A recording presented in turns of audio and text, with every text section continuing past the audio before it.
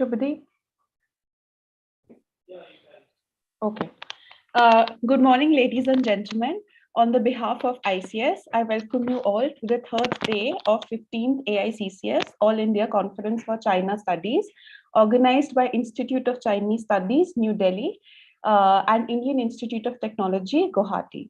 We are also in collaboration with Guwahati University and Omio Kumar Das Institute of Social Change and Development, and in cooperation with the India office, Konrad Adenauer Stiftung. The special theme of the conference of this year is Connected Geographies and Cultural Interfaces. The theme for special panel today is Geopolitics of Transborder Waters. For chair, we have Professor Nimmi Kurian, professor at Center for Policy Research, New Delhi. Professor Kurian is a professor in Center for Policy Research, and her research focuses in particular on the border regions between South Asia and Southeast Asia, India neighborhood policy, federalism, and foreign policy, transboundary water politics, and comparative regionalism. We have three speakers with us today. Our first speaker is Professor Ruth Gamble, who is a senior lecturer in history in Department of Archaeology and History, La Trobe University, Victoria. He will be speaking on China's Yarlung Tsangpo challenge, balancing green power, biodiversity protection, geopolitics, and indigenous rights. Our second speaker is Professor Douglas Hill, Associate Professor in School of Geography, University of Otago, Dunedin. Professor Hill will be speaking on contesting the imagined geographies of Yarlung, Tsangpo-Brahmaputra Basin. Our third speaker is Professor Mirza Rahman, who is a program coordinator and research associate at Henry Boll Stiftung, New Delhi, and visiting research associate in Institute of Chinese Studies, New Delhi. He will be speaking on materializing and embedding concrete border in transboundary Himalayan river basins. Before I invite the chair to begin the proceedings, I would like to apprise you all of the few housekeeping rules. All the participants except the speakers will be muted throughout the duration of the event. Participants are requested to send their queries in the chat box or use the raise hand option. Please unmute yourself only when called upon by the chair to do so. I will now invite the chair to begin the proceedings. Over to you, ma'am. Thank you, Sugandha. A very good morning to all of you. Let me take a quick minute to introduce Sugandha for the benefit of our audience. Sugandha, who is the MC of our session, is a research assistant at the Institute of Chinese Studies, and her work is at the interesting intersection between art and politics, especially museum politics in China. Now, let me, along with Ruth, Douglas, and Mirza, welcome all of you to this session, and thank you for joining us today for this conversation. Let me also thank the ICS, IIT Guwahati, Guwahati University, the OKD, and CAS for making these open-ended conversations for trading ideas possible, and for giving us the thematic template of connected geographies. That is the perfect reference point for our session today. Connected geographies, I think, is a useful reminder that these are linked ecologies, but I think it provides the perfect segue to pose the puzzle that we would like to understand better today, i.e., why, despite connected geographies, do we have disconnected discourses? So what we'll try and do today will be to look at what is wrong with the India-China conversation on water and how and why geopolitics produces distorted readings of the river. So to get us started, let me flag what I see are three distorted readings of the river.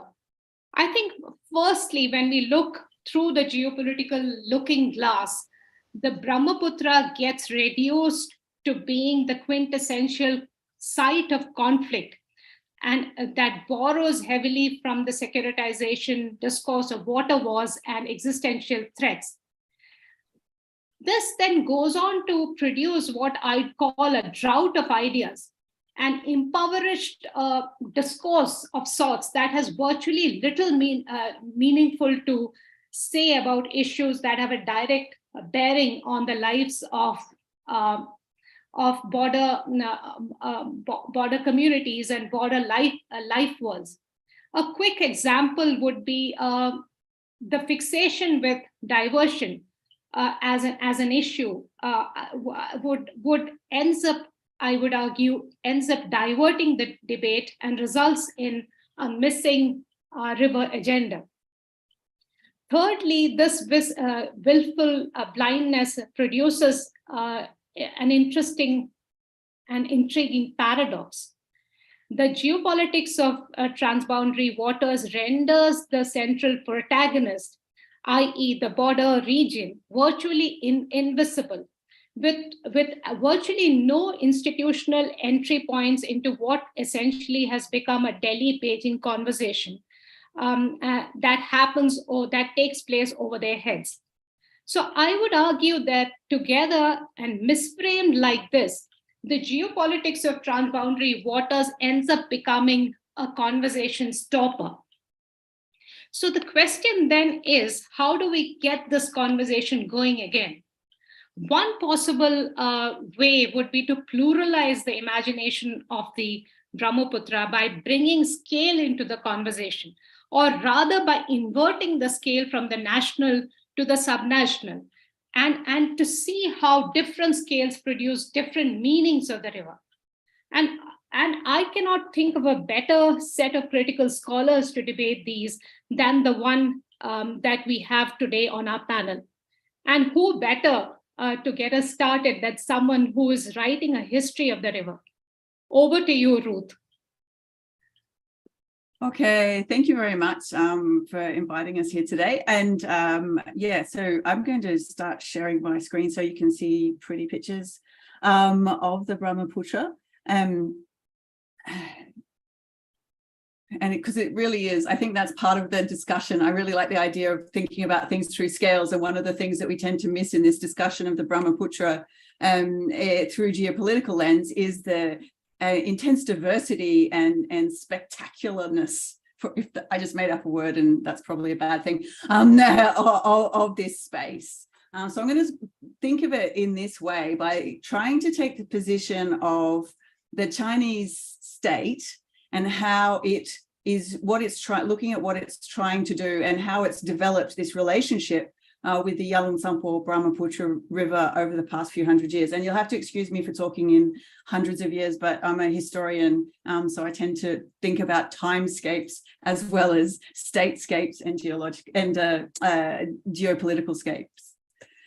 So just in case anyone forgot, a quick introduction to the Yarlung Tsangpo, which we're all talking about, is this the Yarlung Tsangpo-Brahmaputra system. The earliest part of, or at its greatest distance, this river starts over in Western Tibet, around near the mountain known in Tibet as Ganglikapo or Tizir, and in India as Kailash.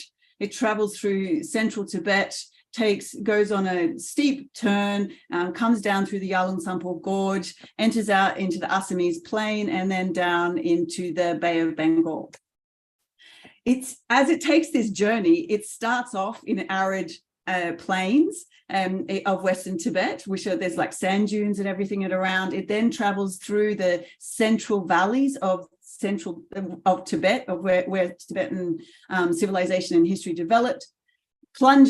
Literally plunges down through the Yarlung Tsangpo Gorge and then empties out. And then you've got a real change in biodiversity in that region. And when we think about this river, I keep trying to encourage people that I'm speaking to not just think of it as as purely water. A lot of the time when there's discussions about the Yarlung Tsangpo River geopolitically, they tend to reduce this entire system down to the megaliters or the amount of power that these megaliters can produce. But it's this massive system. And one way I keep trying to think of that is to get people to think about that is that it's not just a watershed, it's also a mud shed. And what I mean by that is that this system is moving phosphorus and nitrogen and all sorts of mud and everything through the entire system from the Himalaya all the way down and out into the Bay of Bengal, where it creates underground reefs that we've known about for over 100 years, and the Bengal fan. So it's this massive system that's moving all the way through that area.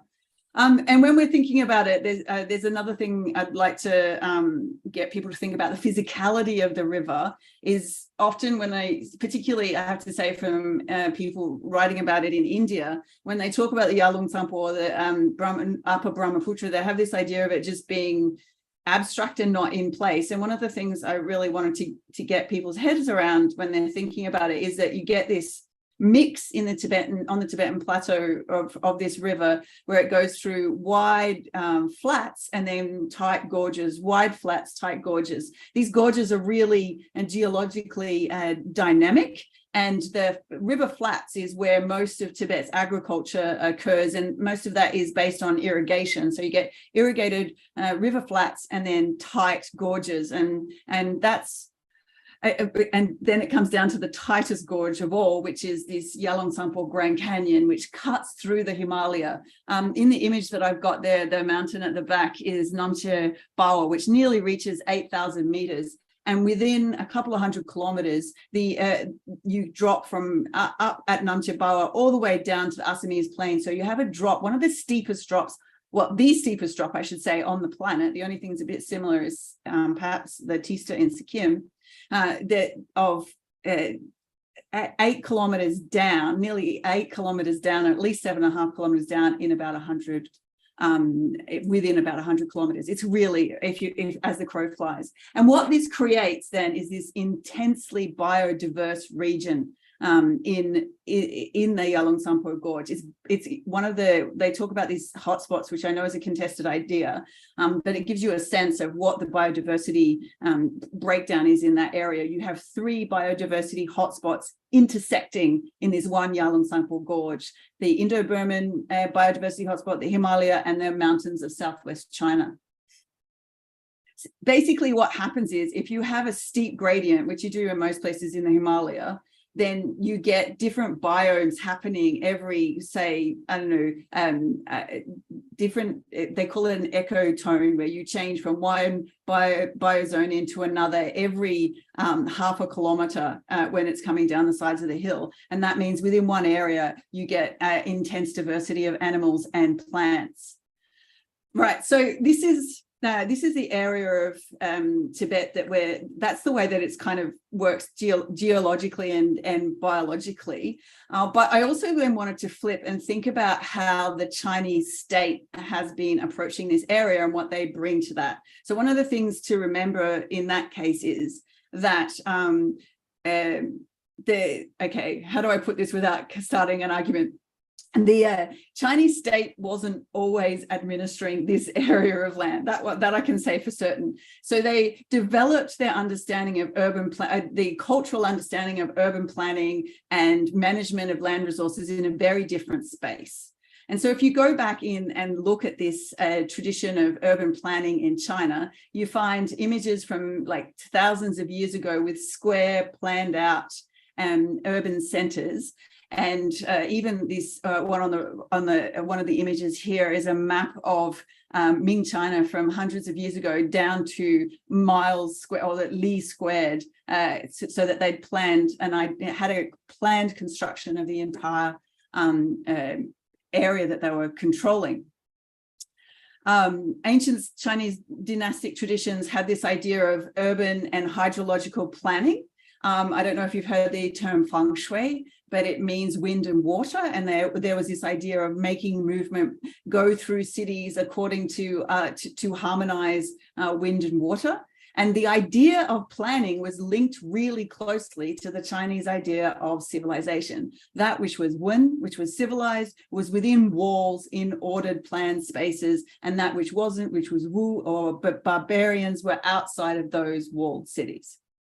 So, and there's also as many amazing environmental historians of water. Ling Zhang, for example, have talked about the long history of Chinese state interfering with watercourses or trying to divert watercourses for thousands of years. They think even back to like 1500 BCE, there was this already environmental change happening because of the diversions of water. And one of the most famous of these diversions was the Grand Canal, which was built between Beijing and Hangzhou near Shanghai, and it was used for transport and also for transporting water.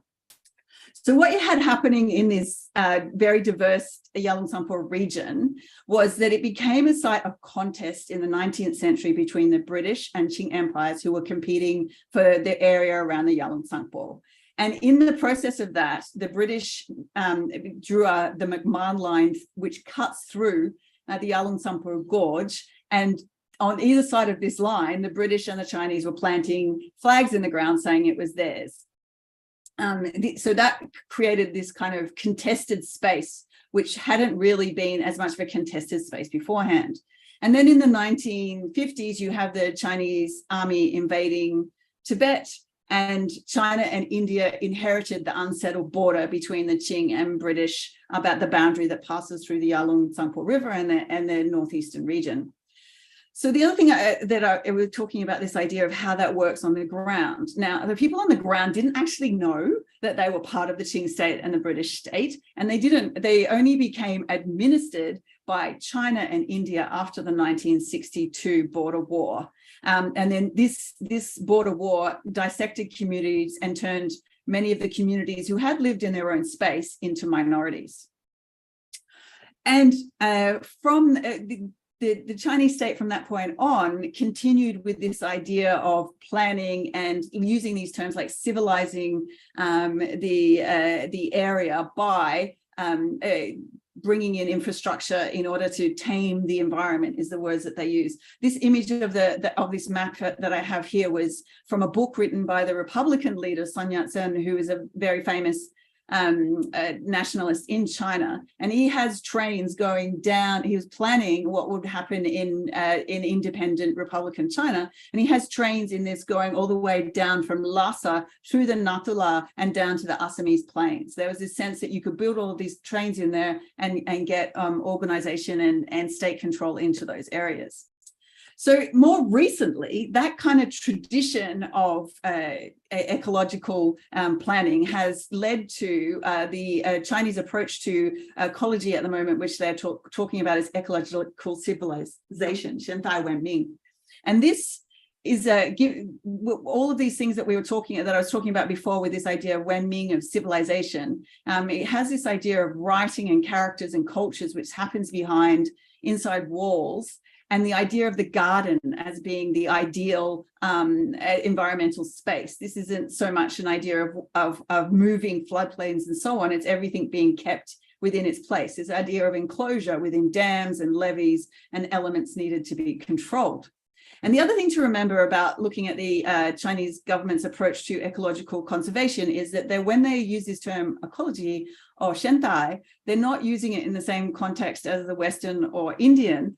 It's translated from a Japanese word, sai tai gaku, which focuses on the landscape aesthetic and development of spaces to make them, again, calm and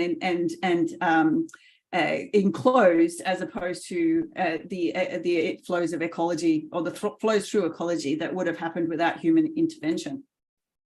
So these two things are combined with the Marxist tradition. Within Marxist tradition, as espoused by Mao, there was this idea that you went through different levels of civilization. You had primitive civilization, which was pre-agricultural, which is basically like what they call hunter and gatherer and associate with nomads. Then you had agricultural civilization, industrial civilization, which is what people are supposed to have gone through in the 19th and 20th century, thanks to the British.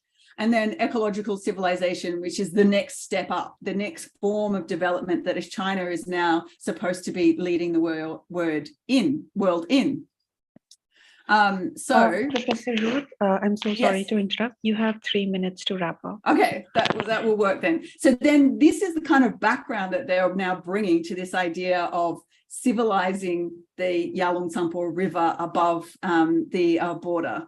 So you get you've had a mass dam rush that has enclosed water all over China, and the use of hydropower capacity developing there. And so that idea of containing and controlling the river has then been applied to the Yarlung in the last 15 years. You have a series of dams going through one of the second largest of the canyons, the Gyatsa Canyon. And then, so this is some images of the series of dams that they're building through there. And this is sending out power from that area down into Sichuan and mainland China. It also has this extra element of allowing controlled tourism to the region without the people being put in danger.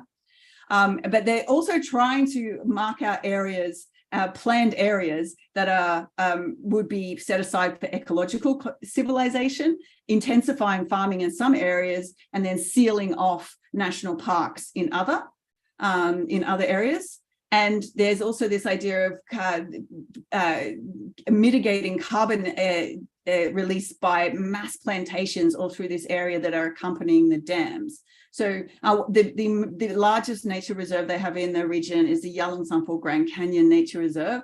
But we have to kind of ask, is there an ecological civilization solution to the biodiversity and the management of biodiversity and the extraction of hydropower in that region?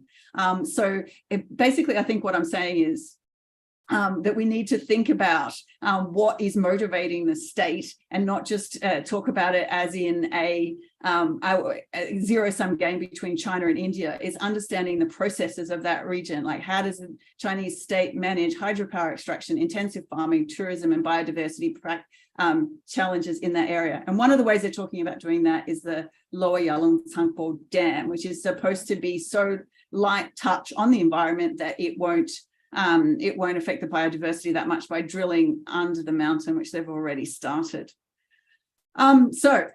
But then I'm not sure how you can plan for these mountains and rivers, and that's maybe if the civilizational traditions that developed in the area could be looked at here, because earthquakes, landslides, melting ice don't fit so well with the patterns of flooding that you had on the floodplains down in China. I question whether this approach to trying to civilize this river will actually work, but I do think that it's important to think about the philosophies and the history behind this process if we're going to talk about it, as opposed to making a competition between China and India. Thanks.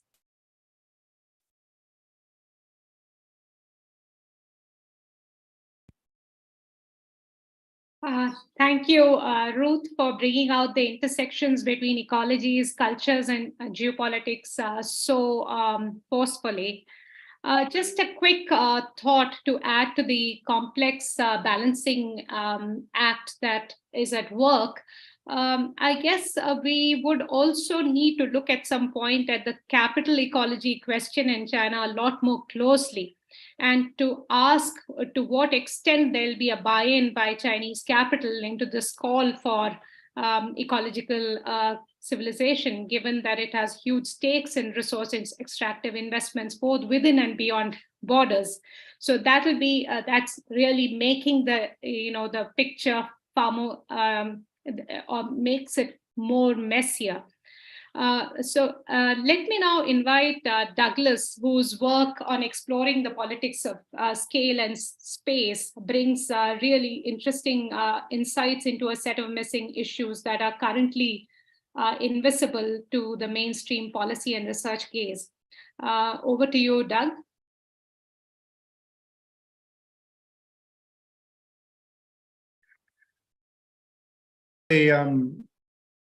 Great that to have the opportunity to talk to everybody today. Let me begin by saying that what a fantastic couple of speakers so far. Nimmi has touched on lots of the things that I wanted to mention, so it's really well foreshadowed. And then Ruth has given us a wonderful kind of very complex, multifaceted kind of examination of, in particular, the sort of top part of the Yarlung Tsangpo. So it's a great place for me to start off. In my abstract, you can see there by the title, I'm thinking about the way that, as Ruth kind of foreshadowed at the beginning, how do these different actors in different parts of the basin conceive of these places that we're talking about? What kind of imaginaries do they have? Are they predominantly thinking about it in terms of ecological modernization, about hydropower, about ecosystem services, about the provision of livelihoods, etc.? And the contention that I'm really making here is that, as Nimmi kind of mentioned at the beginning, because of the geopolitical tensions associated with this basin, and in particular, but not only, between India and China, of course, there's a larger story to be told here about Bangladesh, Assam, Arunachal Pradesh, Bhutan, even in the lower parts of the basin, then the way that the management of the basin gets discursively constructed and, as a consequence, materially contested between Delhi and Beijing tends to exclude a whole bunch of people living within the basin. And so that's the kind of argument that I'm trying to argue here. And I think that, as we've already heard, this kind of concept about scale, which is such an important one in my own discipline in geography, I think can shed a lot of conceptual light on some of the things which these kind of orthodox discourses are missing. And to get that conversation going, it would be nice to start with a slide like this, because I think that it to some extent kind of encapsulates some of those tensions. Obviously, if we're just to think about it from a... Please play the PPT, it's not on the full screen. I'm sorry? Sir, try to play the PPT, sir. It's not on the full screen. We are just seeing the outline and the... I see. Okay.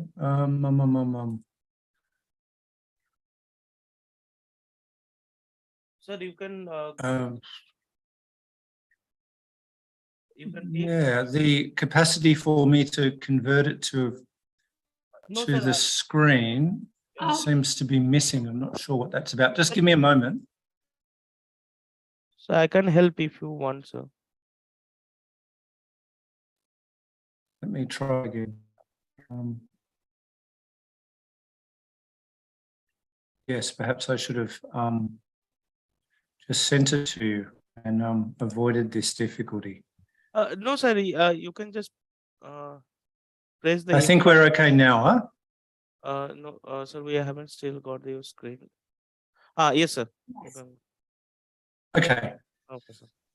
So one of the you can see there the map of the basins beginning as Ruth outlined to us in the Tibetan Plateau near Kailash, and then flowing down through all of this biological diversity before moving into the delta. But this isn't the way that it's historically been conceptualized by a whole bunch of people. One of the arguments that I'm going to make with the limited time that I have is that map down the bottom there is actually a more accurate rendering of the way that policymakers in different parts of the region are conceiving of this. Because I think that when we listen to the way that policymakers, think tanks, government officials, etc., talk about this, there is still an idea that by thinking about a region in terms of its hydropower potential must therefore translate into a bunch of schemes to realise the full potential of that harnessing of those waters. And so we have a particular kind of imaginary flowing here, which dates back to a colonial period, certainly in the case of India, which is just thinking about this in terms of water as an instrumental variable that can be harnessed, and that all of those other things, as Ruth was talking to us about, are kind of cast aside in this kind of conceptualization. So to think, therefore, about situating these things in a sort of a geographic context, and in particular about this notion of imagined geographies. You see there a quote from Edward Said, which is talking about the way that our understandings of particular places and geographic features is an important way that we conceptualize contemporary politics. A geographer, Audrey Kobayashi there, saying that we need to think about these imaginary geographies as creating these kind of discursive forms which are premised on the construction of the other. And so we can see in terms of the geopolitical contestation between India and China that there's very much this kind of binary rendering of whose water this happens to be. Whereas it's much more appropriate, I think, to follow Linton's approach there and suggest to us that we need to unpack the kind of meanings that we put within our understandings of water.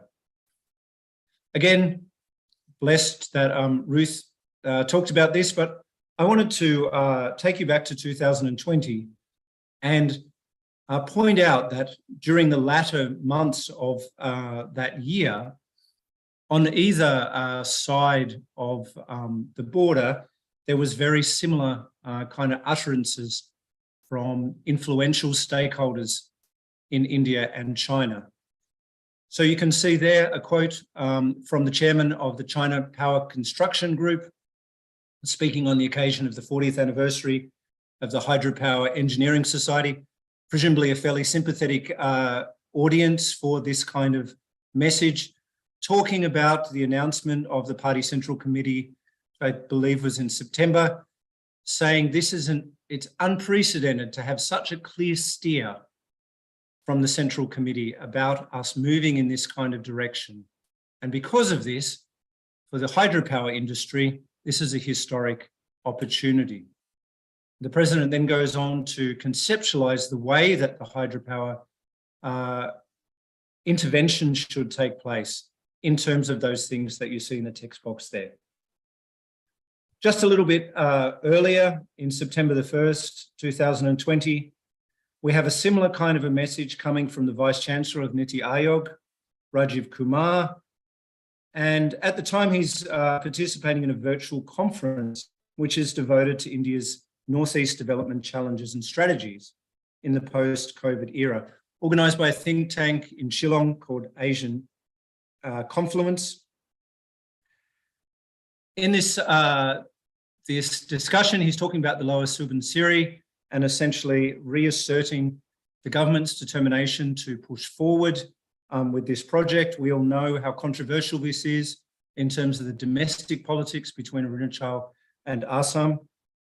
But he justifies this on the basis that this would be the beginning of the full exploitation of the 60,000 megawatts of Northeast India's hydropower potential, as he says.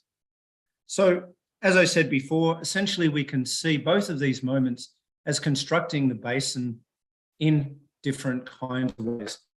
The argument which I've made for a long time now is that I think that with the geopolitical competition that exists between India and China in this basin, we have the overlay of, on the one hand, a kind of a basis of economic integration and connectivity, something which is very much favoured by donors, for example, such as the Asian Development Bank. We can see this in the Mekong and many other places in the world. The World Bank, obviously with Belt and Road now, we have a similar kind of a logic that prosperity for everybody within a range of different geographic areas will be assured if we can connect them together with a whole range of infrastructure, electricity grids, ports, roads, etc. And this has been a kind of a dominant justification for why we should be moving towards realizing that full potential, as was said by Dr. Kumar. However, what we've seen in the last sort of 10 or so years is that security intellectuals, foreign policy specialists, people such as this have started to intervene into this realm, and it's really become constructed as this object of national security. And because of this, we have the real closing down of dissent available in those kind of borderland catchment areas. So in the Indus, for example, in the Brahmaputra, normal Indian citizens, such as many of those who are gathered at this talk today, are not able to access data about what is happening in terms of hydrological flows, the use of water, etc., even though data is at the root of many of the contentious issues that exist here.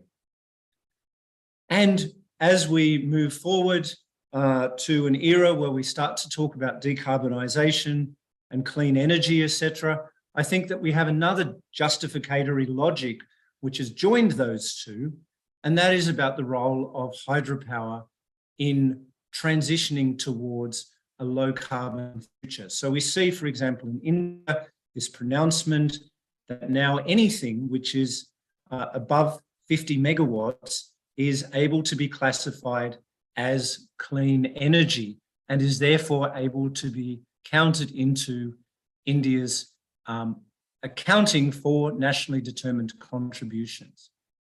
So all of these things, therefore, are constructed discursively in the national interest. This is the way that it's talked about, whereas the argument that I'm making here is that we need to take scale more seriously. And as you can see there, the example of Neil Brenner writing about the way that geographers think about this, we can't think about these things as pre-given or natural areas of social interaction. We need to instead think about how they evolve over time historically and how they're socially constructed and politically contested. Now, what's been really interesting about China's movement in this space in particular is that we see the increasing importance of subnational governance units as the driver of these types of processes. If you think about, for example, what's happening in the Mekong, with Yunnan in particular, in the same thing in Myanmar, it's subnational governments which have been given the reins for going out in terms of making those connections.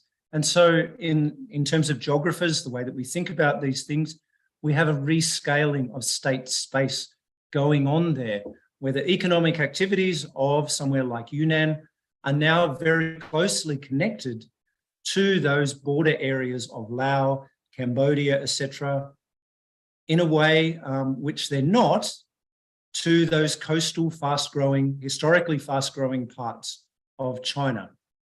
So I think that essentially the same kind of process is starting to unfold in Northeast India and in the Tibetan Autonomous Region, where we start to get these kind of subnational processes occurring, trying to connect those borderland parts of those respective countries into these other places. Professor Hill, I'm so sorry Yes. to interrupt. You have 3 minutes to wrap up. Okay, I'm going to skip very quickly then to, I think that we all know about the objections that many people in India and elsewhere have about these processes. The argument that I'm essentially making is the way that we think about these things in terms of their connection between India and China as this kind of contested discourse essentially seeks to take away all of those issues and starts to question, as anti-national subjects, anybody who tries to assert the rights of local people, ecologies, etc., to try and think about a different way of thinking about the basin. Before I stop talking, I just wanted to move again to the bigger picture of this. Many of you would know that a couple of years ago, there was a very similar process to what we see with the IPCC taking place with its reports, steered by ICCMOD based in Kathmandu. There was a very comprehensive summary volume released, essentially going through all of the different aspects of the way that the Himalaya are being changed, the impacts of climate change, but also the impacts on biodiversity, etc. And I just wanted to bring your attention to some of the things that came out of chapter 16 in that sense, saying we don't really have very many regional policies to deal with this kind of complexity, that we need institutional innovation, which is going to try and link these different kinds of landscape levels together and take seriously the fluvial flows, the importance of ecosystem services, etc., the connections between upstream and downstream kind of areas, that we need transboundary cooperation for managing connected landscapes. ICCMOD has pioneered some of these programs with their sacred landscapes, but I don't think that it started to really impact on the way that policymakers in these respective governments are thinking about these things.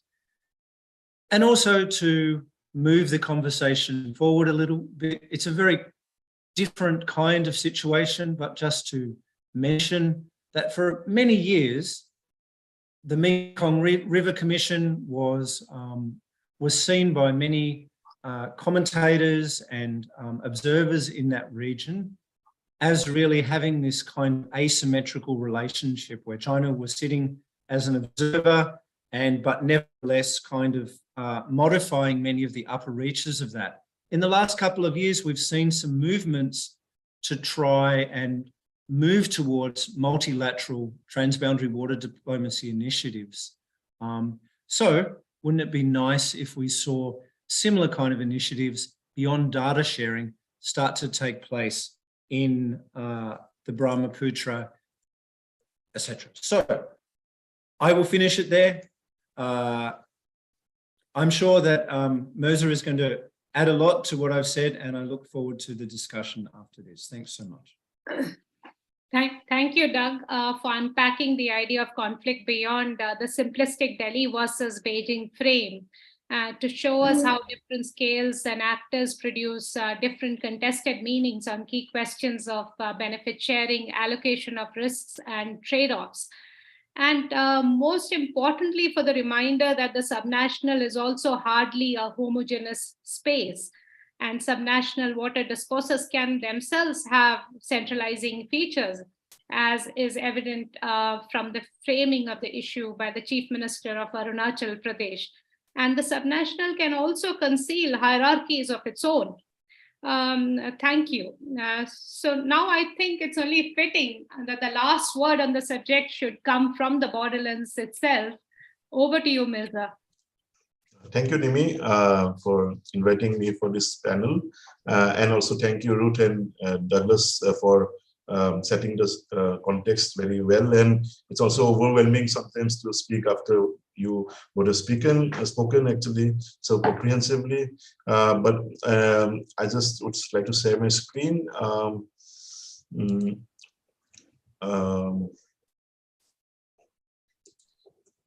Is it okay? Yeah. So basically, today what I'm speaking about is also talking about how materializing and embedding concrete borders in the shape of hydropower dams in transboundary Himalayan river basins, and that is also true of the larger Himalayan bioregion, so to say. In many ways, the dam building that is happening in China, the dam building that is happening in India, the dam building that is happening in Bhutan, the dam building that is happening in Nepal, for example. All of these combined are actually, having a cumulative impact on the connected geographies of the Himalayas. And I just wanted to also show this picture from the eastern most part of Arunachal Pradesh. Professor Mirza, sorry to interrupt, but we are not being able to see your screen. You haven't shared it yet. Sorry, just a minute.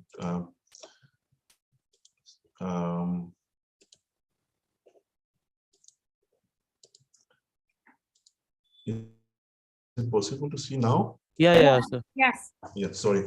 So I was speaking about this picture actually, which basically also shows, as also pointed out yesterday by Aniket Alam, that how the colonial understanding of the and is also talked about earlier in Kyle Gardner's book, as well as the water parting principle, and also as to how the ridge lines actually make for those borders, and the McMahon line and the line of actual control. All of these, how it comes into the so this is a picture in the easternmost part of Arunachal Pradesh, in Walong, taken from Walong basically, and it also sets the scene for also talking about the high Himalayas, and also the lower reaches of the Himalayas, as the rivers originate from those, and also come and flow towards the plains of Assam. So in that context, also in terms of how the larger scale, as also in the keynote lecture the day before yesterday presented, what I was also speaking about, the larger interconnections in the larger South Asia and Southeast Asia, about how rivers, transboundary rivers basically, actually show this interconnectedness very well, and transboundary rivers by itself also are excellent examples by which you talk about the notion of the fluid versus the fixed notion of hard borders, which are basically coming as a function of the nation state, and also in terms of how these rivers flowing shows the ecological connectedness in the larger region, so to say.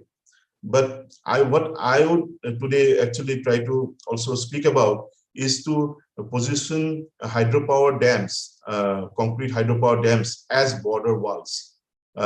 So in that context, actually, whenever I travel to the border in Arunachal Pradesh, for example, it is always talked about in terms of the McMahon line, which is basically drawn on a map, or the line of actual control, which is actually based on the perception of the respective armed forces on the ground, and in terms of the long-range patrols that they make, and in whatever ways that they actually fix the control on the ground. So in that sense, the concept of border walls in this part of the world, like some people say, where is the wall? Where is the fence? In that context, it is all based on perception. It is all based on lines which are drawn on maps, and also on perception or respective perceptions of the the respective armies. So the concept of border walls in that sense is a political divider. It as Valet and David say, in terms of how it comprises of technological fixes on methods of control and infrastructuring, ordering towards securing the border politically.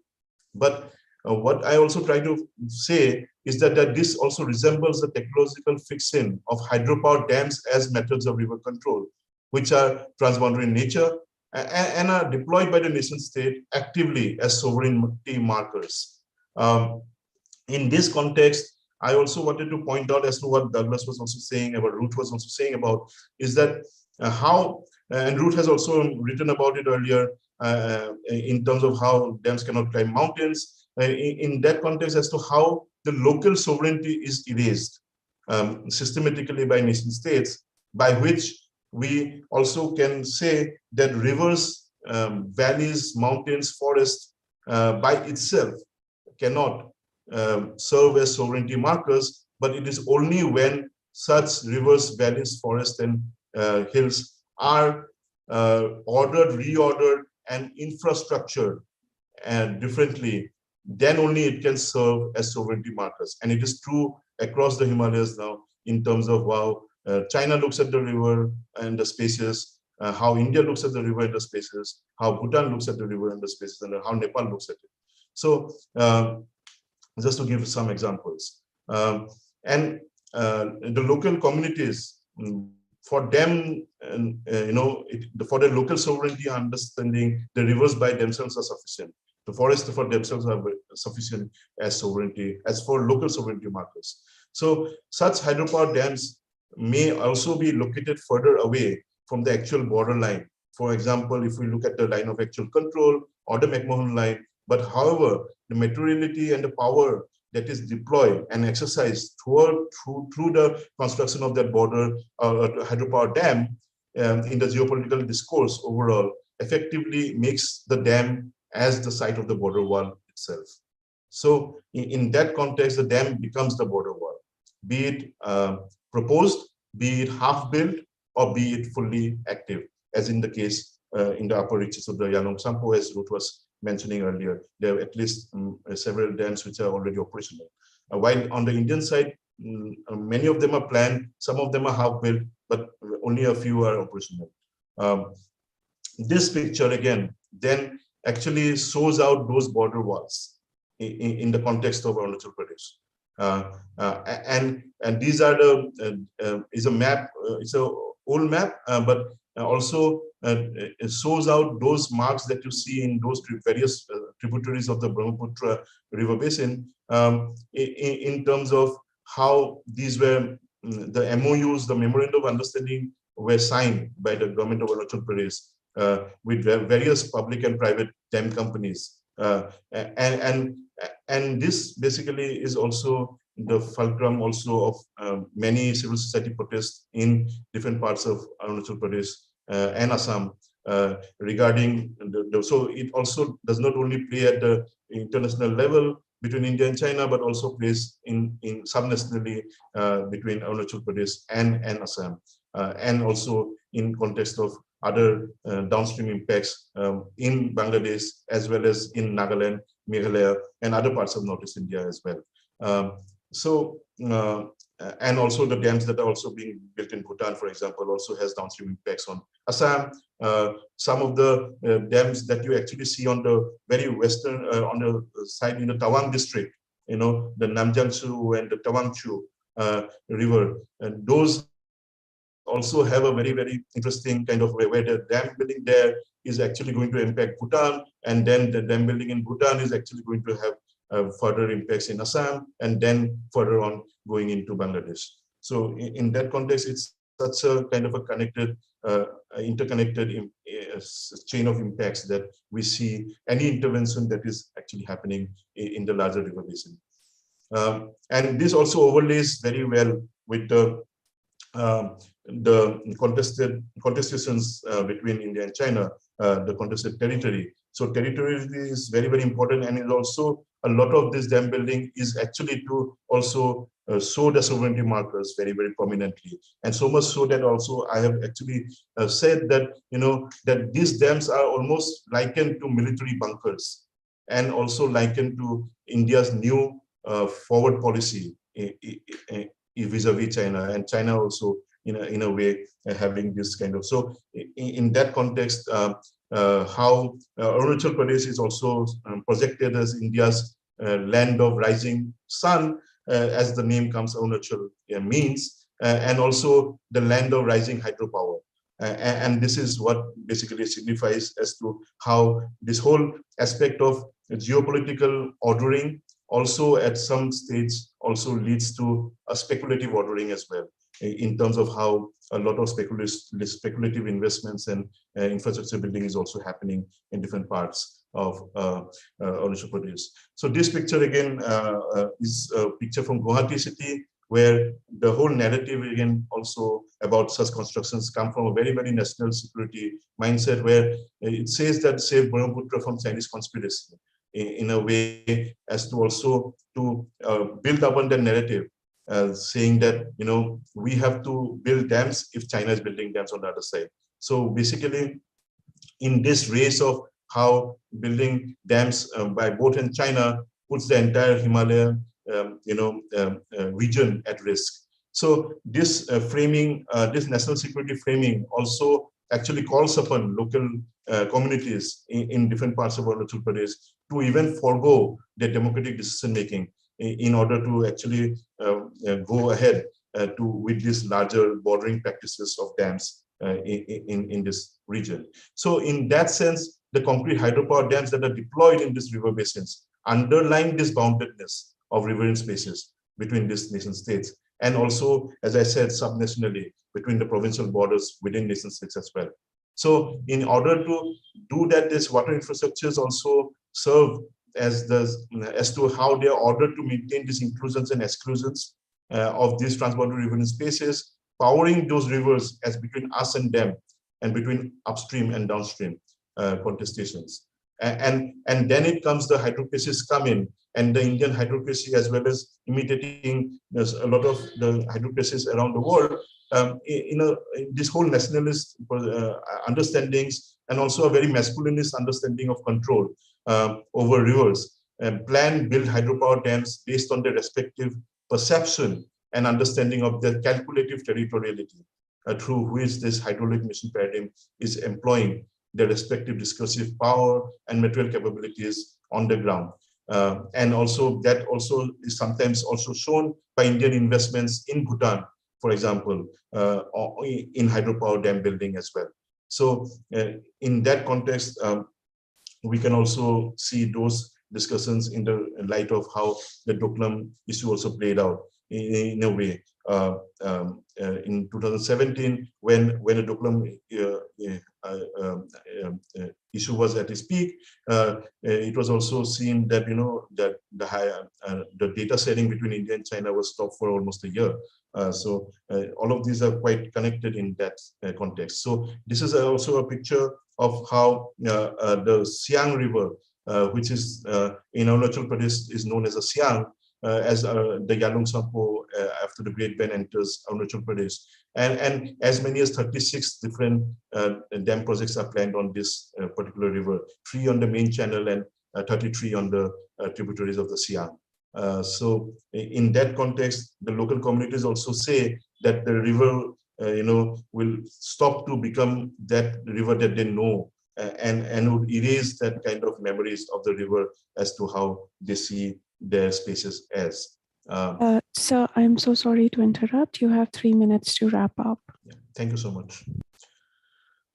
This is a picture of the lower Subansiri hydropower dam project, which has been also, somehow stalled from 2013 onwards due to protests downstream in Assam. So this dam project is also an excellent example of as to how right at the border line of Assam and Arunachal Pradesh, a dam project can become very, very contentious to resolve, even within the subnational space. So I would also like to end by actually positing that these infrastructures that the hydrocracies put in, or water infrastructures that hydrocracies put in the river basin, also serves, such infrastructure serves not only as border walls, but also as an archive, infrastructure as archive of the contested histories between nation states, between the kind of the framings that we see. And I think a lot of the planned provision of planned half-built or fully built dams by itself, and the tunnels that are being built in different parts of Northeast India now, roads, bridges, embankments, all of these have bordering effects, which have effects very far away from the sites, the infrastructural effects, and as to how they have the potential to serve as archives, as on-site archives of such contestations over time. In the larger Himalayan belt is actually now littered by these kind of infrastructure remains, which will serve as an archive of how the Himalayas were destroyed. Thank you.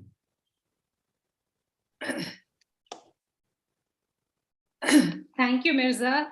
Thank you for the idea of big dams being sovereignty markers, and also for the idea about how they these interventions produce ecological ruptures across the space.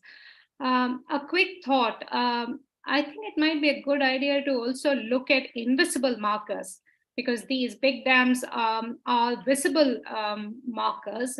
It might be also a good idea to look at invisible markers that big dams represent.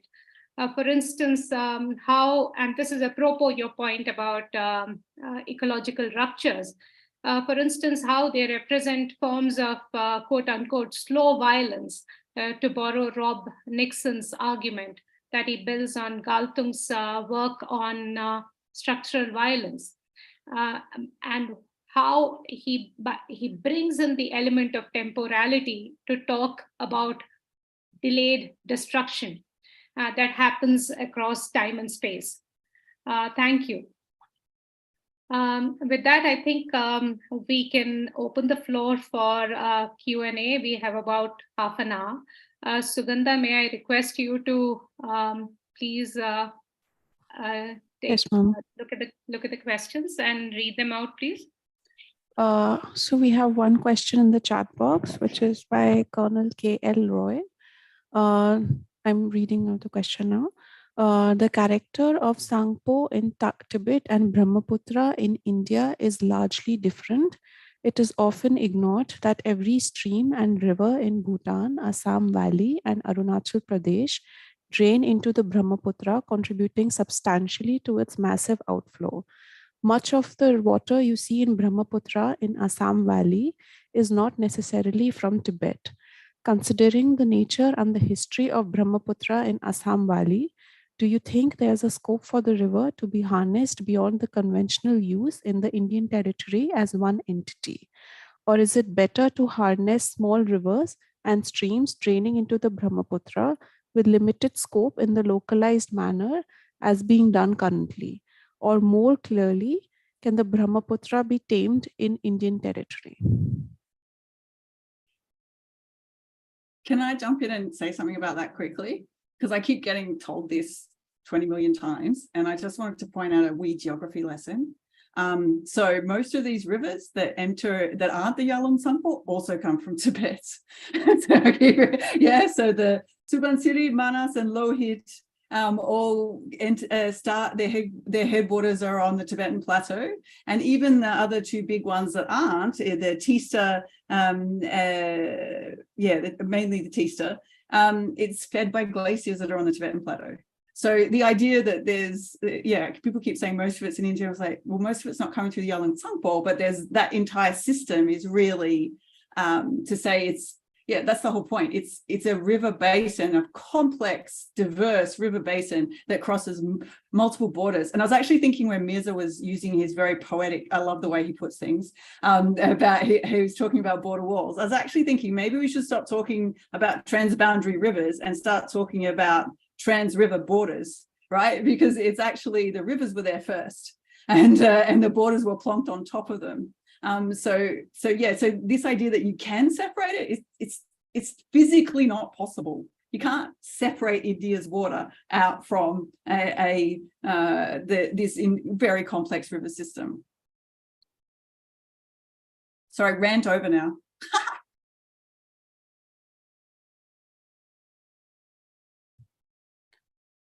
Would any other panelists like to answer the question too? Do you want to go, Mirza? I mean, please go ahead. Lots to say, but look, it's a complex question about what should happen and what could happen.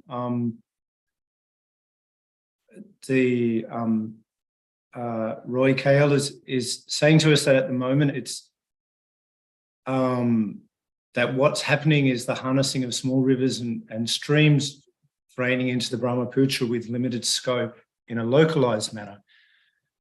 I'm not sure whether that's a really accurate characterization of what the intentions of policymakers and private sector companies and NHPC and all of these other actors are for the basin. Their perception of how these things go is very much about trying to, as Mirza's map showed us, with so this is during the time of the Runachal Congress government, but nevertheless, the imaginary there about let's try and put as many dams as we can on each of these tributaries without putting any cumulative impact assessment measures in place continues to now. But so leaving that aside for a second, I suppose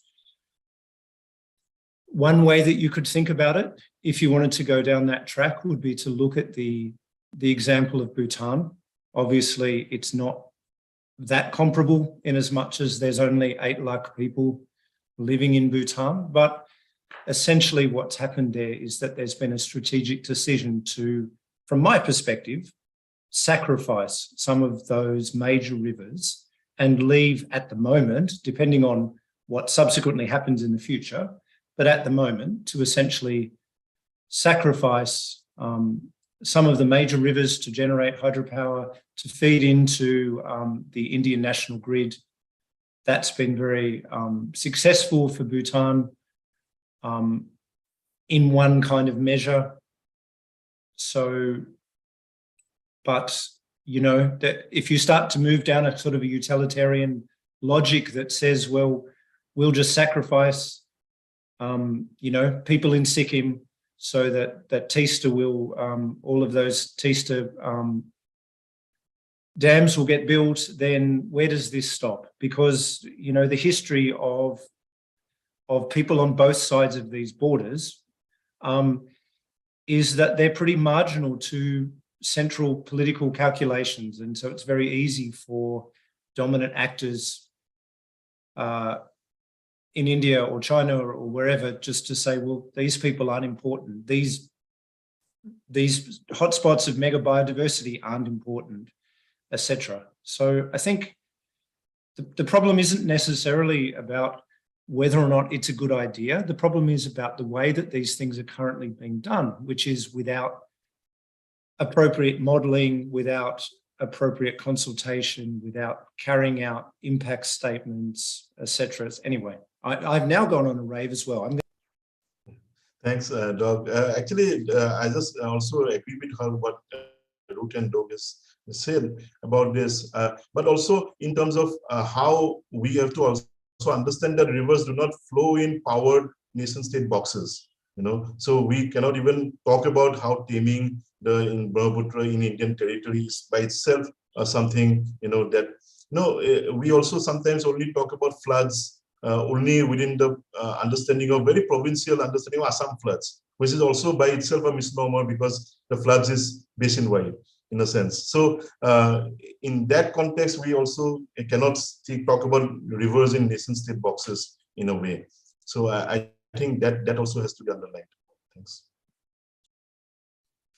Ma'am, we have a couple of questions in the chat box and we have one raised hand option. So we can club them together, or if you want, we can do it one by one. Please do one by one because then the panel would have enough time to kind of process their thoughts. Okay, Shubhadeep, I will go with you first. So Shubhadeep, Mr. Shubhadeep is a research assistant at ICS. Shubhadeep, I'm asking you to unmute. Thank you, Sugandha. So my question is regarding, we have talked about the dam and ecological impact. So when it comes about the building a dam in between two countries, so what's the approach that should you think is an important one? Should it be a human-centric approach, or it should be a nation-centric, or it can be both in coexist? So that's the question, and it can be answered by any of the panelists. Thank you.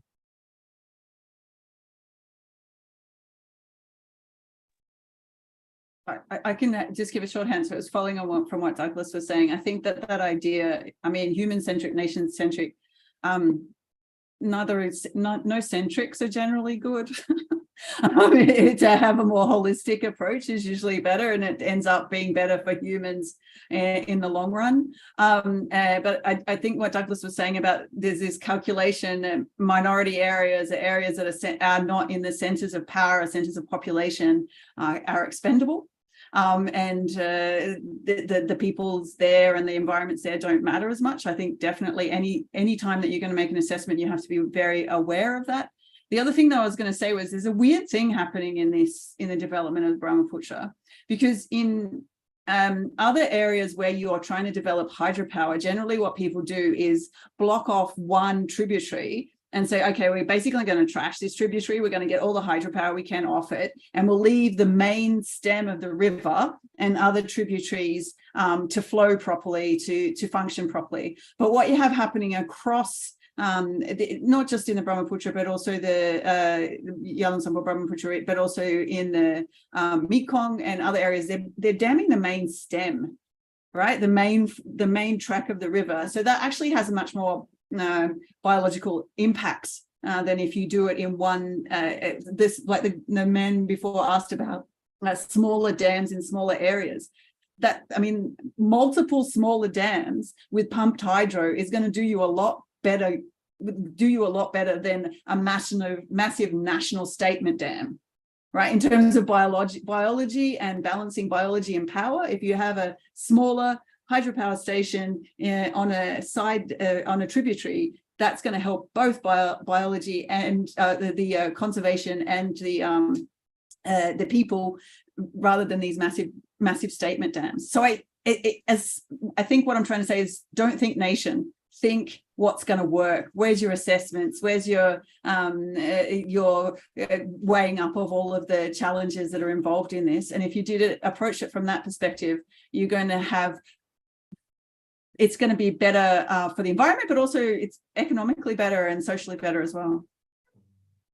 I think also to answer Subodh's question is also, I think we have to think bioregionally and eco-regionally in a way. And I think in that would also, like the Himalayas as a bioregion has to be also underlined in order to, I think it's also an excellent entry point in order to bring a lot of multilateral dialogue into the basin as well, to have a bioregional and eco-regional approach towards conversations. And the Himalayas by itself, I think, is an excellent entry point. And also in terms of that, I think we should also start thinking in what Ruth was also saying, that, you know, the dam building that is happening is also going to put the entire Himalayas at risk. It is not going to only put the nation state boxes of India or Bhutan at risk in different scenarios. So entire Himalayas will be at risk, and the plains that the Himalayas sustain cumulatively, that also will be at risk. Yeah.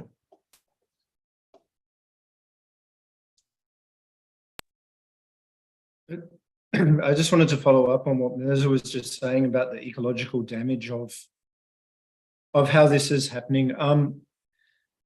You know, the one thing that we haven't really talked about, but Ruth kind of alerted us to, and that we need to talk about more, is the mega biodiversity that exists within these regions and the kind of ecological damage that occurs, which is not easily compensated for. So, you know, I was going to speak about the ongoing issues in Dibang, but I was too ambitious about how much time we would have. But essentially, we're talking about 3 luck trees being proposed to be cleared. For a couple of times, the Forestry Advisory Committee saying that they weren't going to be able to pass it. Perhaps Prime Minister's office then got involved and got it done. If we look at the kind of biodiversity that we find in the upper reaches of Arunachal, or in so many other places, in Manas National Park, in Bhutan, etc., the project that is going on is about compensatory afforestation. And so the justification there is, well, you know, because the government of India has changed laws, now that doesn't even have to happen in the same state in which the deforestation is taking place. So you can wipe down, you know, an area of that doesn't exist anywhere else in the world, and then you can just plant a few trees in another part of the country, in the lower reaches, or perhaps and apparently that's okay. I mean, it's not, you know, it's, anyway, I'm just saying, I think that to go back to what Ruth sort of led off with, there is so much more going on here than just how do we get the power out of this system, or how do we use this for irrigation, etc. And the problem that we have in this particular part of the country is that that's incredibly mega biodiverse, and hardly anybody lives there in terms of compared to the large populations that exist down in the Hindi belt or etc. You know? And on the other side of the border in down in the delta regions of coastal China, etc. So how do we weigh those things up?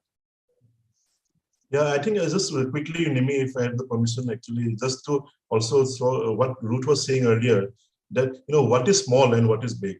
And that also various different stakeholders have very different meanings of what is small dam, what is a big dam. So we are talking here about 2,000 megawatts, 3,000 megawatts, and Dibang is such a big dam, and even a 405 megawatt dam that is currently operational in Ranganadi itself is having so much different catastrophic damages in downstream areas. So we have to also firstly think about what is small and what is big in this context, and also about Bhutan as to how the whole narrative is also now fitting into this gross national hydropower, so to say, in a sense. Yeah.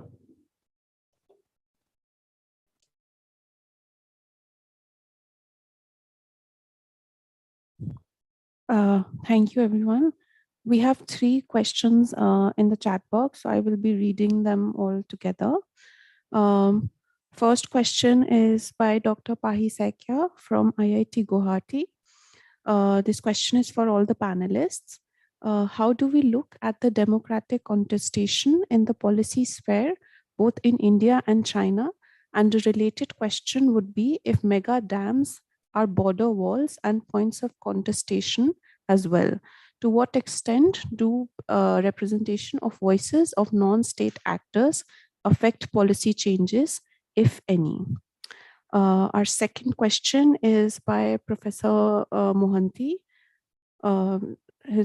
He said that wonderful panel exposing the hazards of competitive securitization of river during the past 200 years, especially during the past half century, imposing border walls through dams and other ways over people of the region. Can the idea of, within quotes, right of a river be invoked to challenge the dominant narrative as a Norway in some Latin American countries?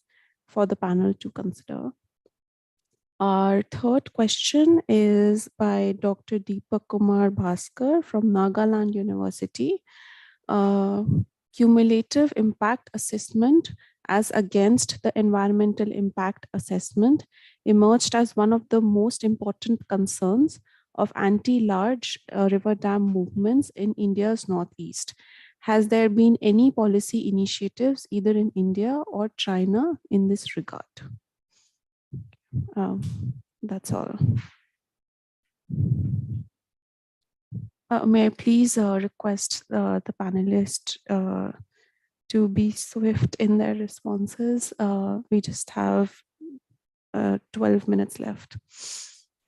I think quickly, just on the last question, I think the cumulative impact assessments and environmental impact assessments are also not done in a proper manner, scientific manner in a sense, because there is also a lot to learn also from the Mekong, for example, where in the Mekong, there a lot been done in terms of studying the river basin properly, where in Brahmaputra is a very under-researched and under-studied river.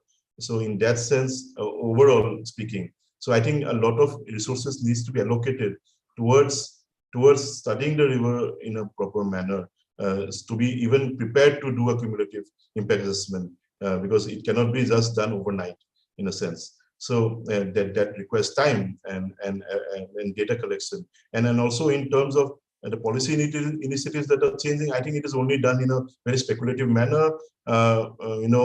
Also this whole compensatory regime that, it's not even asked that, do we build a dam, but actually the question comes as how much compensation actually should we pay you. So that whole compensatory regime itself is actually disrupting this assessments initiatives actually.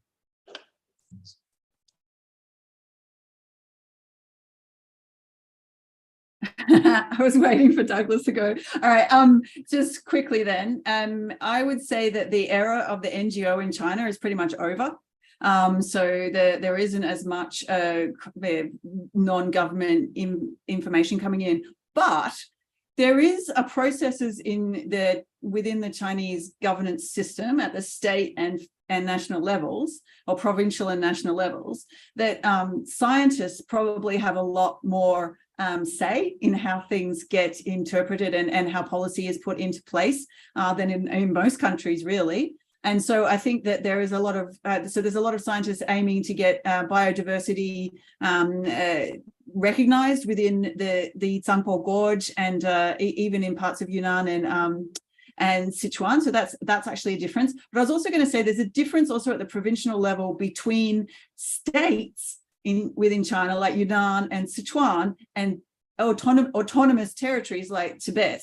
And how much influence they have over development and conservation and so on within that space. And that makes a big difference between how the Mekong's run and managed and how the Yarlung Tsangpo-Brahmaputra or the Subansiri, which is called the Tsatu in Tibet, or whichever one you want to talk about, right?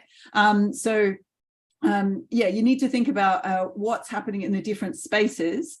And I had another point, but I've forgotten. Oh yes, the right to the river, also New Zealand. Very good at having rights to the river, but whose river? Who gets to decide that? This is going through, these rivers are traveling through Tibetan space, Adi space, Assamese space. And so if you're going to construct a right to the river, it's not with the Indian or Chinese state, it's with the indigenous peoples of the area. I would just like to intervene in between. So the last question was not by Professor Bhaskar, but by Professor Akhil Ranjan Datta from Guwahati University. I'm sorry, Professor Datta, for the technical glitch.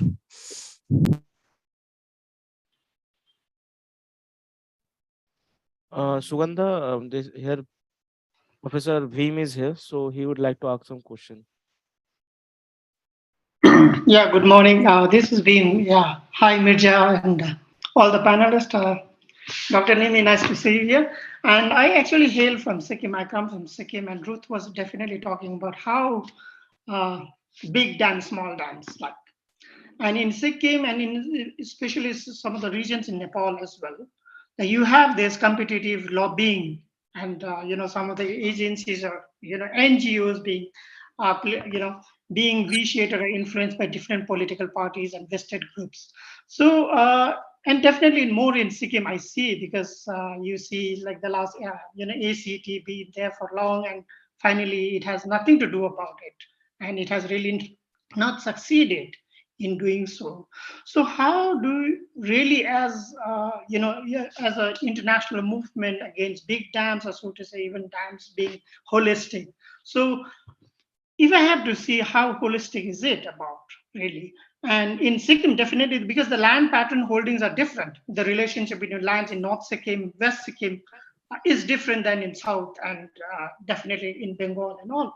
And likewise, like a student of mine is doing some research in transboundary rivers in Nepal, especially. And the role of China there, because India and China is the actors there, are the actors there in Nepali, hydro projects there. So when we talk about holistic in one side, in a province like in Sikkim, and in Nepal, if you have to see, we tend to see two big actors playing there. So what could be your thoughts or comments on that? That would be great. Thank you. We have one more question in the chat box, which is by Mr. Rakesh Neelakandan. When a river is declared a legal person, how does it change the whole discussion, including those of international contestations? I can begin by talking about that in the context of New Zealand. Essentially, what happens in New Zealand is that a couple of people from the local tribe, or the iwi, the people who are what's called here mana whenua, the people who have the connection to that land. There are people who are basically appointed as the guardians, or the kaitiakitanga of that. So in the case of the Whanganui, for example, which is the one that famously got legal personhood more recently, how that happens in the context of an international river, or as was just being said before, when it flows across multiple ethnicities, etc. In order to do that, I think that you would have to have a far more open and plural governance structure than the one that you currently have. Something which is open to actually recognising the rights of Indigenous people all the way along that. And much of the things that we've said thus far are going against that, obviously. But to go quickly, I know we don't have very much time, and others probably know more about this than me, but to mention what Dr. Bim just said, obviously the role of China in Nepal, in the Indus as well, and there's also sort of movement there with a changing relationship with Bhutan as well. So there's a lot happening there, and I think that it's a discussion for another time. But what we also see in the context of Nepal is that actually the relationship with Indian hydro companies has shifted as a consequence of the presence of Chinese companies in there, because the sort of monopoly position of Indian companies in that space, along with the ADB and Australian hydro companies, etc., has kind of been pushed aside. So that's a really interesting thing. I'm not saying it's a necessarily a really positive thing. And the other thing that's happened in Nepal is that you've had this sort of like populist kind of like almost like a crowdfunding movement towards hydropower, which has been tried but not replicated in the context of Pakistan. So I think that it just intensifies the problems, to be honest with you.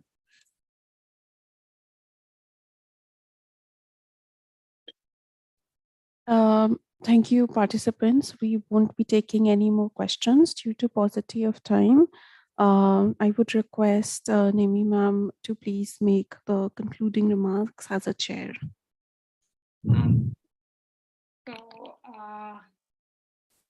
Thank you. Nimmi, can I just make one small point? Yes, please go ahead. Yeah, sure. Actually, in terms of, just reminded me of someone I had a conversation with in Arunachal Pradesh, and where the person was saying that we already consider the river as a human being, human spirit. And what do you think if you cut the human body into 3 different pieces? And he was talking about the Siang, the main channel of the Siang River, the 3 dams that are proposed. Do you think the human body can survive separately with 3 different pieces? It will not survive. The river will die. The human will die. So I think in the context of the rights of the river, I think this also is a good, statement to consider. Thanks. Thanks, Mirza. And thank you, Shuganda, also for helping me keep time and managing the Q&A. Let me also thank my panelists. It's been a privilege and honor to convene this conversation with you. I think very quickly, if I could, what stood out for me today are 3 key takeaways when I listened to all of you. First, I think, is the need to reframe the river, and by extension, the borderlands, not as a site of conflict, but as an alternative site and producer of knowledge. Secondly, I think, is the need to, as Doug reminded us, the need to rescale the discourse. It's only by rescaling the discourse on the Brahmaputra that one can incorporate the missing river agenda and actors that tend to get invisibilized in the national imagination of the river. And thirdly, if I may add, this is also a cue to remind us that it is the border citizen who has the highest stakes in shifting to bring about a shift in the grammar of securitization. And it's a useful reminder that securitization is not necessarily the default mode for transboundary river governance, as it is often made out to be. And it's subnational subjectivities that will be germane to understanding the ebb and flow of transboundary water politics, as well as changing its course in potentially innovative ways. So thank you all for joining us today. Thank you. Thank you so much. Thank you so much. Thank you. It's been fantastic. Thank you, everyone. Let me conclude this session by thanking our chair, Professor Kurian, and our 3 panelists. The video recording of this session will be available on our ICS YouTube channel. We will now take a short break.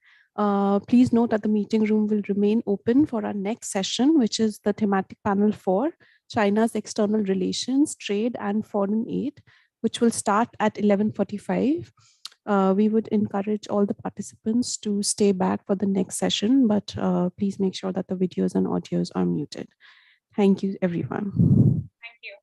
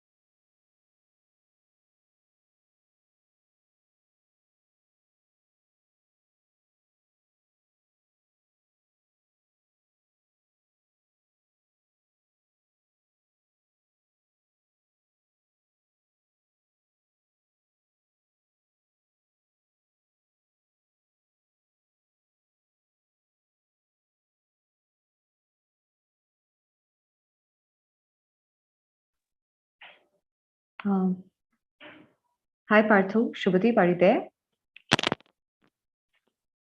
Yeah, I am here. Shubhadeep, I think we should do a quick AV PPT check for the next panelist. I'm right now updating the streaming. Can you give me a minute, then I can begin with the AV check.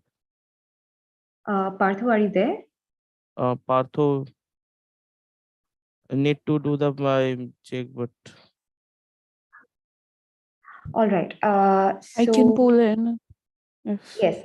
Is Sharmishta in the meeting room? yeah, I made her the co-host.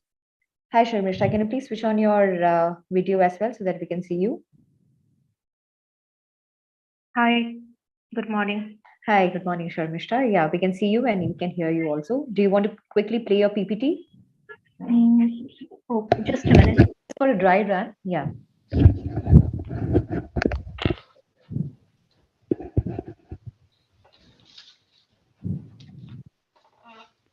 Is it visible? Yes. Why don't you play it on slideshow mode and try changing the slides?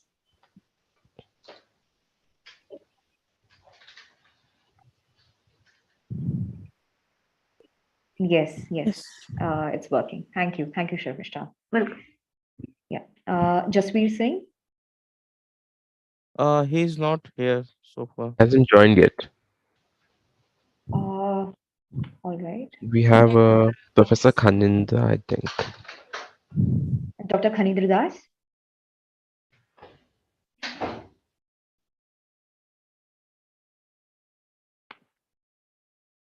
Parthu, I think you'll have to make him co-host if he's in the meeting room. No, I have made him. He was there. Wait. I will again switch it. And by the way, Professor Panu Pazu is here and Deepak Kumar is here. All right. Am I audible? Yes, sir. Yes, Dr. Bhaskar, you are. Can you also switch on your video? Yeah. Am I visible? Are you using a mobile?